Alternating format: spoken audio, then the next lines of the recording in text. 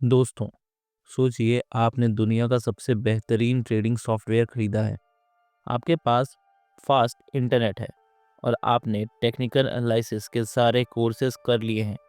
फिर भी जब स्क्रीन पर ट्रेड लेने का वक्त आता है तो आपका दिल ज़ोर से धड़कने लगता है और आप डर के मारे गलत बटन दबा देते हैं। क्यों? माइकल मार्टिन अपनी किताब के पहले हिस्से में इसी सवाल का जवाब देते हैं। वो कहते हैं कि ट्रेडिंग 20% इंटेलेक्ट आपका दिमाग और नॉलेज है और 80% साइकोलॉजी आपका इमोशंस और इनर सेल्फ। हम में से ज़्यादातर लोग सिर्फ उस 20% पर मेहनत करते हैं जबकि असली गेम उस 80% के अंदर छुपा होता है।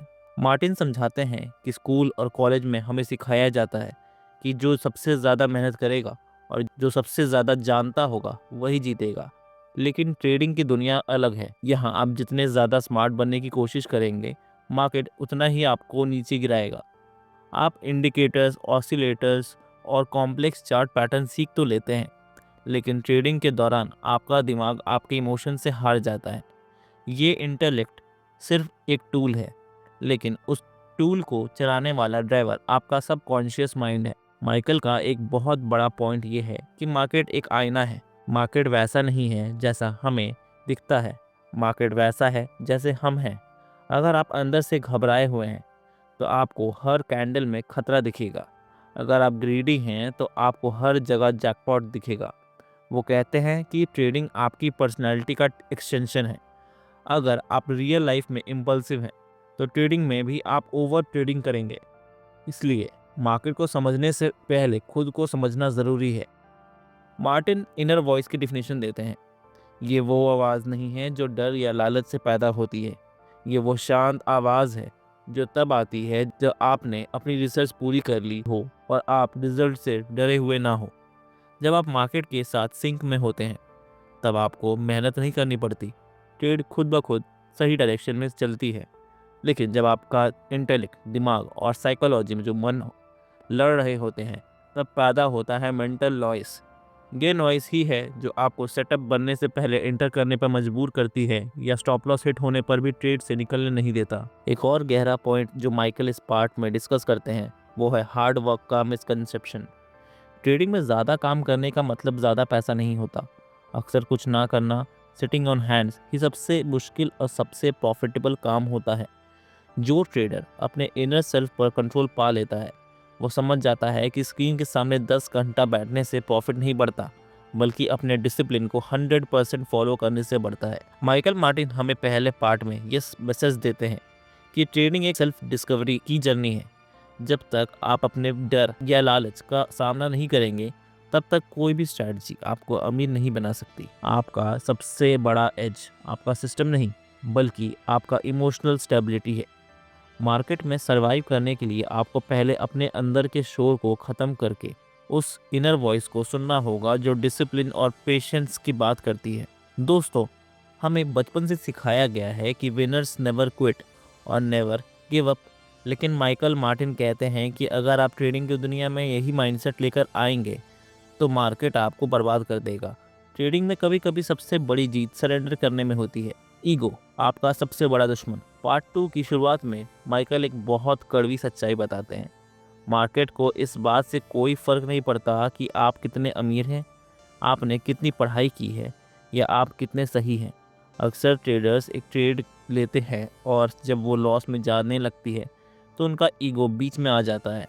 वो सोचने लगते हैं, मैंने इतना एनालिसिस किया है, मार्केट गलत है, मैं सही हूँ, मार्केट को वापस आना ही पड़ेगा। माइकल कहते हैं कि ये राइट होने की ज़िद ही अकाउंट ब्लो अप करती है। सरेंडर का मतलब ये नहीं कि आप हार मानकर ट्रेडिंग छोड़ दें, बल्कि इसका मतलब है कि आप मार्केट की रियलिटी के आगे अपना सर झुका दें। जब मार्केट आपके स्टॉप लॉस को हिट करे तो बिना सवाल पूछे बाहर निकल जाइए। वो कहते हैं market is always right and your ego is always expensive. Small losses versus big disaster इस पार्ट का एक बहुत बड़ा पिलर है, लॉसेस को गले लगाना। माइकल मार्टिन समझाते हैं कि ट्रेडिंग में लॉस होना कोई फेल होना नहीं है, बल्कि ये बिजनेस की एक ऑपरेटिंग कॉस्ट है। जैसे एक दुकानदार को दुकान चलाने के लिए बिजली का बिल और रेंट देना पड़ता है, वैसे ही एक ट्रेडर को स्मॉल लॉसेस देने पड़ते हैं। प्रॉब्लम तब शुरू होती है जब हम एक छोटे से लॉस को एक्सेप्ट करने से मना कर देते हैं। हम उस ट्रेड को होल्ड करते हैं इस उम्मीद में कि ब्रेक इवन पर निकल जाएंगे, और वही छोटा लॉस एक दिन मॉन्स्टर लॉस बन जाता है जो आपकी कैपिटल और आपका कॉन्फिडेंस दोनों ख़त्म कर देता है। माइकल का मंत्र सिंपल है, kill the trade before the trade kills you. Market के फ्लो के साथ बहना सरेंडर करने का एक और पहलू है, मार्केट की वोलेटिलिटी को एक्सेप्ट करना। हम अक्सर मार्केट को प्रेडिक्ट करने की कोशिश करते हैं, जबकि हमें सिर्फ रिएक्ट करना चाहिए। मार्टिन कहते हैं कि ट्रेडिंग एक डांस की तरह है। अगर मार्केट लीड कर रहा है तो आपको फॉलो करना होगा। अगर आप अपना ही स्टेप ज़बरदस्ती मार्केट पर थोपने की कोशिश करेंगे तो आप गिर जाएंगे। सरेंडर करने वाला ट्रेडर हमेशा शांत रहता है, क्योंकि उसने पहले ही मान लिया है कि वो गलत हो सकता है। उसने अपने रिस्क को पहले ही डिफाइन कर दिया है। जब आप रिजल्ट्स पर अपना कंट्रोल छोड़ देते हैं, मतलब सरेंडर कर देते हैं, तभी आप फोकस कर पाते हैं अपने प्रोसेस पर। क्या आपने कभी किसी स्टॉक से प्यार किया है? माइकल पार्ट 2 में वार्न करते हैं कि स्टॉक के साथ इमोशनल रिश्ता मत जोड़िए। स्टॉक्स सिर्फ डिजिट्स हैं स्क्रीन पर। अगर आप किसी ट्रेड से इमोशनली जुड़ गए तो आप सरेंडर नहीं कर पाएंगे। सरेंडर करने के लिए आपको डिटैच्ड होना पड़ेगा। आपका काम है ट्रेड सेटअप ढूंढना, एग्जीक्यूट करना और अगर मार्केट सिग्नल दे तो निकल जाना, बिल्कुल एक रोबोट की तरह, बिना किसी दुख या गुस्से के। द आर्ट ऑफ सरेंडर का सार ये है कि मार्केट एक समंदर की तरह है। आप समंदर की लहरों को मोड़ नहीं सकते, लेकिन आप उन पर सर्फ करना सीख सकते हैं। सरेंडर करने का मतलब कमज़ोरी नहीं, बल्कि एक प्रोफेशनल माइंडसेट है। जब आप हारने के डर को सरेंडर कर देते हैं, तभी आप सही मायनों में जीतने के लिए आज़ाद होते हैं। दोस्तों, अब तक हमने सीखा कि ट्रेडिंग साइकोलॉजी क्या है और मार्केट के आगे सरेंडर क्यों करना चाहिए, लेकिन सवाल ये है कि इन सब चीज़ों को रोज़ाना के ट्रेडिंग में कैसे अप्लाई करें। पार्ट 3 इसी के बारे में है, डिसिप्लिन और प्रोसेस। माइकल मार्टिन कहते हैं कि एक प्रोफेशनल और एक मैच्योर ट्रेडर के बीच सिर्फ एक चीज़ का फ़र्क होता है, द प्रोसेस। प्रोफेशनल ट्रेडर अपने प्रोसेस से प्यार करता है और मैच्योर ट्रेडर सिर्फ प्रॉफिट से प्यार करता है। प्रोसेस ओवर रिजल्ट्स, मंजिल नहीं रास्ता ज़रूरी है। ऑडियो बुक के इस हिस्से में माइकल एक बहुत गहरी बात करते हैं। आप ट्रेड के रिजल्ट को कंट्रोल नहीं कर सकते, लेकिन आप ट्रेड लेने के तरीके को 100% कंट्रोल कर सकते हैं। अगर आपने अपना सारा रूल्स फॉलो किया, सही एंट्री ली, सही स्टॉप लॉस लगाया और पोजीशन साइजिंग सही रखी, और फिर भी आपका स्टॉप लॉस हिट हो गया, तो माइकल के हिसाब से ये एक गुड ट्रेड है। क्यों? क्योंकि आपने अपने प्रोसेस को फॉलो किया। इसके उल्टे, अगर आपने बिना किसी रूल के जुआ खेला और आपको बड़ा प्रॉफिट हो गया, तो वो एक बैड ट्रेड है, क्योंकि वो आपकी बुरी आदतों को बढ़ावा दे रहा है, जो आगे चलकर आपका अकाउंट साफ कर देगी। द रिचुअल ऑफ प्रिपरेशन, मैदान में उतरने से पहले की तैयारी। असली ट्रेडिंग स्क्रीन खुलने से पहले शुरू होती है। माइकल मार्टिन प्रिपरेशन पर बहुत जोर देते हैं। वो कहते हैं कि हर ट्रेडर का एक प्री मार्केट रिचुअल होना चाहिए। इसमें सिर्फ चार्ट्स देखना शामिल नहीं है, बल्कि अपने दिमाग को शांत करना और दिन के हर सिनेरियो के लिए तैयार रहना शामिल है। आपको खुद से पूछना चाहिए, अगर मार्केट आज गैप डाउन खुला तो मेरा प्लान क्या है? अगर मेरा पहला ट्रेड लॉस में गया तो क्या मैं रिवेंज ट्रेडिंग करूंगा या सिस्टम बंद कर दूंगा?